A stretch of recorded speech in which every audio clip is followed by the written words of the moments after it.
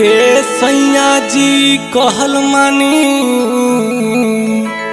छोड़ के नौकरी आईना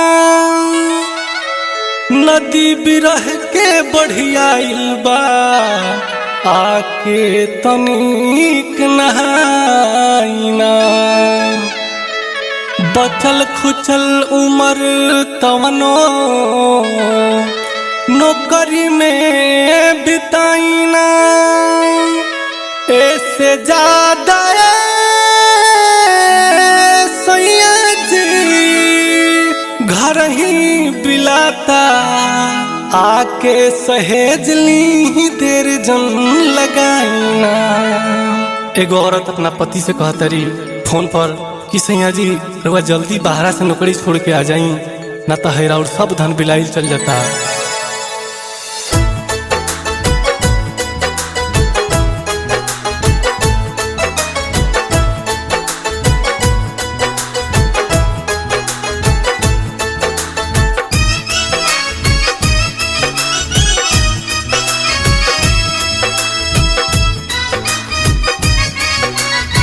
म्यूजिक बाय उत्तम सिंह।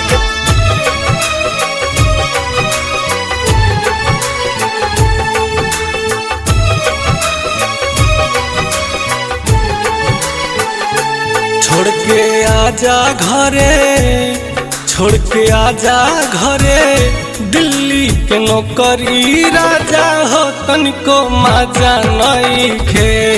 छोड़ के आजा घरे दिल्ली के नौकरी राजा हो तनिको मजा नइखे।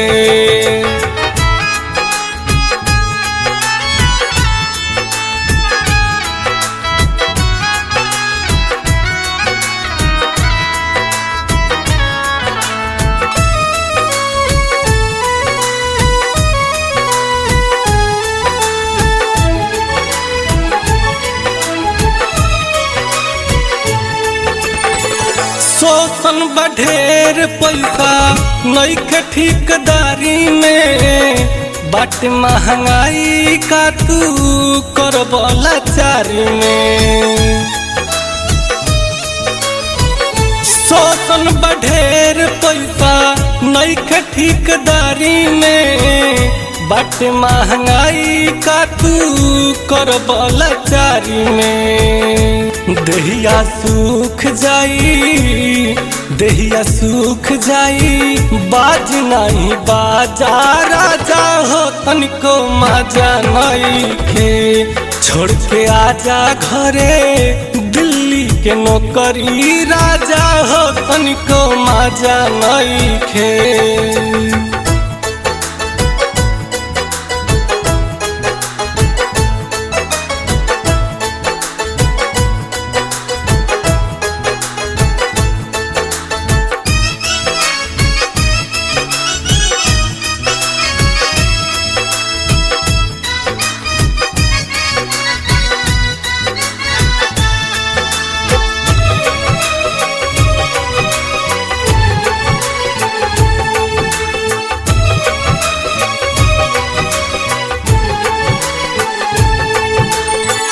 घर ही में रह के सैया खेती बाड़ी कर देखा देखी दोसरा के फेरा में न पड़।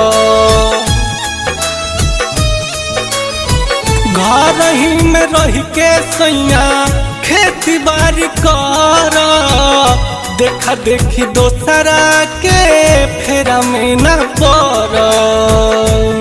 मिली दही दूध हवा पानी ताजा राजा हो तनिको मजा नइखे। छोड़ के आजा घरे दिल्ली से नौकरी राजा हो तनिको मजा नइखे।